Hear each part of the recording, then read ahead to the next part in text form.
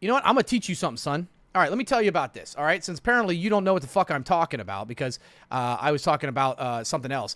I'm going to tell you about the guy who ended up leading a fucking international crime ring and cheated the Monopoly game. That's what I'm about to do. Here we go with this wild bullshit again. What do you mean wild bullshit? You don't like my whiteboards? You don't want me to do a whiteboard?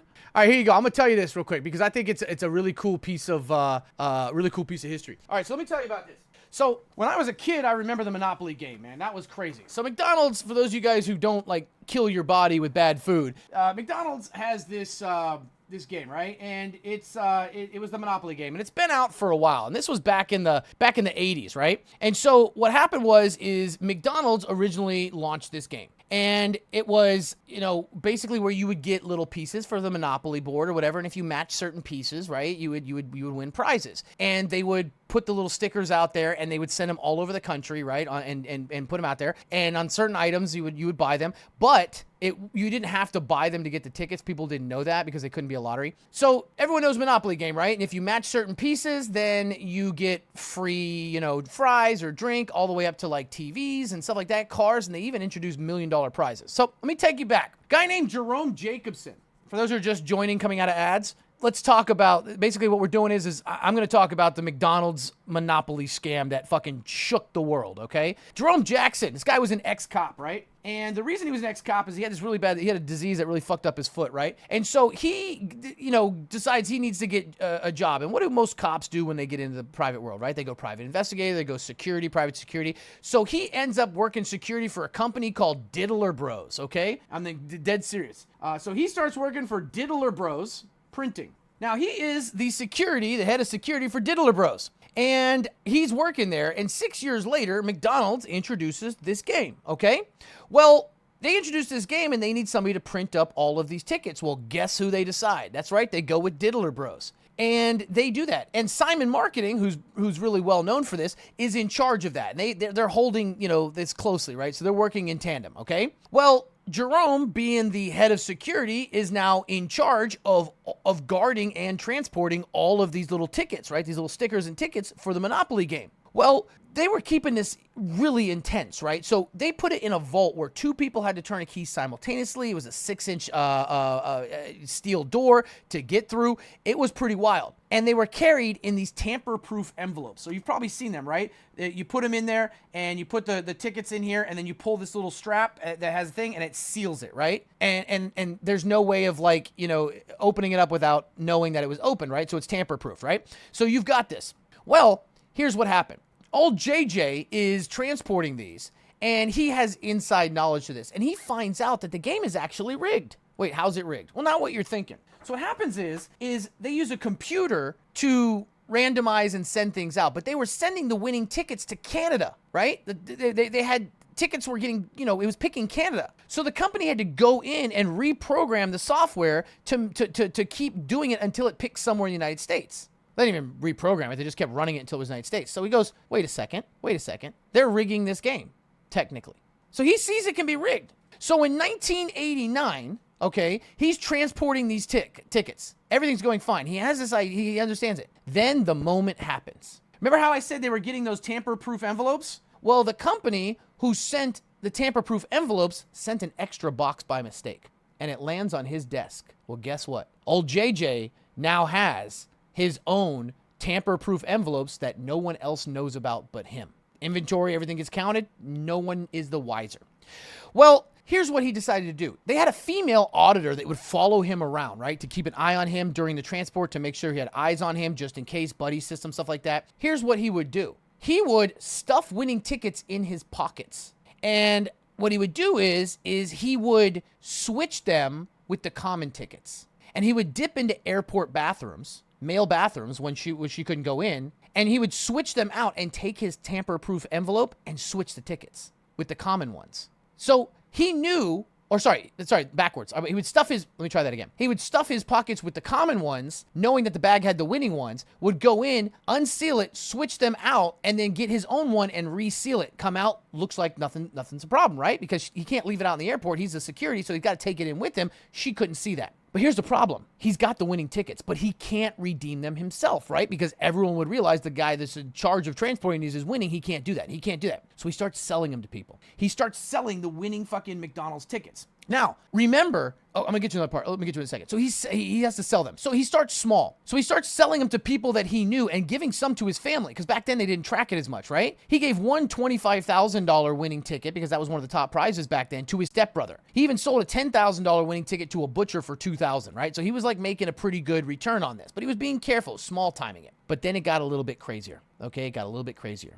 Some employee in Wisconsin stole a 3,000 ticket roll. Now, the reason that they had rolls at the McDonald's is that they had to make it where it wasn't a lottery. You could technically go to the McDonald's. You can do that now, except it's digital now, and ask them for a free ticket. That way, it wasn't considered a lottery. Because if only by buying something can you get a chance at winning, that's a lottery. But if you give people the chance to walk up and just ask for it for free, it's no longer a lottery. They don't tell you that because they don't want to encourage it. So there you go. Next thing you know, armed robberies. So what did they start doing? They started securing the rolls at the front desk. Well, Jacobson had to lay low, right? Because a lot of eyes on this, because this guy stole this big spool. So now McDonald's and the authorities are watching who gets these tickets and trying to track it back. So he lays low for a little bit. Then McDonald's comes out and raises the stakes. They put the tickets on everything. Fries, nuggets, anything you buy, they put a ticket on. They're raising the stakes, right? Because now they know if they put it on all of those, people will buy more. They're going to make more revenue. All right, well, here we go. Here's where it all turned. He goes from small time, and he's on one of his little airport trips, and he meets a guy, right? He meets a guy whose last name is Colombo. Anybody know why the last name Colombo is important here? That's right. That's the Mafia. Okay, the Colombo family was a big Mafia family in New York City. No, not the fucking TV show, okay? Big crime family in New York City. They give JJ the nickname Uncle Jerry, old Uncle Jerry. Now, they could quadruple the size of the scam, right? They quadruple. They get more people involved. They get a lot more people involved. And Jacobson starts getting cash directly, right? So Colombo starts working as the middleman, right? He gives Jerome the money, just cash directly. He gets money under the table. He's keeping it quiet. He gets the money. He gives the tickets to Colombo. Colombo finds ways of distributing the tickets and then making more money on top of it. So now they got this big thing going on, right? They even started getting family members to fly to another state and claim the winning ticket there, saying they bought it there, right? Because you can't all be in fucking like Jacksonville, Florida or something. You have to make it look like it's different. And this is the 80s, so it wasn't quite as much easy to track stuff. So they would fly to there and say, oh my God, I got a winning ticket. And they would all win. Everything's going good. They basically turned America into their own little fucking monopoly board. Like, this is like legit. Well, Jacobson starts buying homes and cars, because what do you do when you start making money and you're getting away with it? You start thinking you're untouchable. So he starts buying houses and cars and all kinds of shit. Like, he's having a good time. He's fucking security guard, right? A little bit weird that he does it, but whatever. People are, they try to put it in different people's names and shit. They're doing what they're doing. Well, he ends up changing his name. He wants to sound like a mobster. So he starts going by the name Geraldo Constantino. Not Jerome Jacobson, Geraldo Constantino. Well, guess what? All good things must come to an end. Colombo gets killed in a car accident, but his wife lives. Something's a little suspicious here, okay? Something's a little suspicious here. The Colombo family suspects she may have orchestrated this or known about it or had something to do with it. So now JJ, or Geraldo Constantino, doesn't have the Mafia connection anymore. So he's got to find a different connection. So he meets two new guys, and they want to take this shit international. The problem is that these guys weren't an organized crime family. They didn't know what the fuck they were doing. So what do? One of the guys they start giving out the tickets to like ex-crime members that were like put in jail and that put in work or whatever to try to like give them a payback. They give one of the winning tickets to a guy who had been fucking previously charged with drug trafficking. You see what I mean? So now you're putting money in places where people are already being watched and surveilled. So now things are getting a little bit crazy. Well, here's the thing. Jerry hands out 18 winning tickets, 12 of which are $1 million winners. They fucking up the stakes. These are the $1 million winners. Now, this is back when $1 million was worth more. In 2000, though, it all comes to a head. Why? The FBI gets a tip that one of the $1 million tickets might not be so legitimate. And who was the owner of that ticket? Colombo's wife's dad. People think the Colombo family did this to get retribution.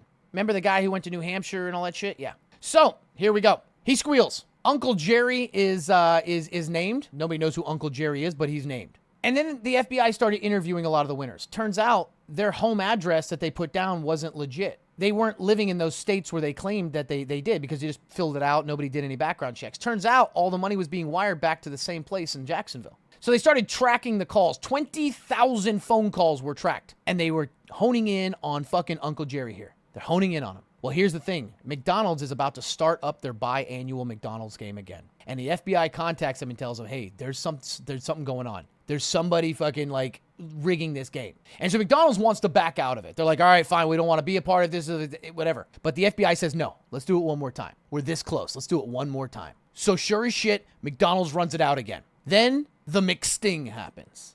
A bunch of FBI agents pretend that they're like from a news crew or some like television organization, and they want to interview and do a story on one of the winners. So they find one of the winners. He's interviewed, and they catch his ass. And that is how they end up, just taking down this entire fucking organization, this crime organization. Now, here's the thing, though. The story's not over. We're almost there. Stick with me. I know this isn't your normal story, but I love these kind of fucking stories, right? So now we've got this all the way down to the thing. They finally track Jacobson. They get Jacobson.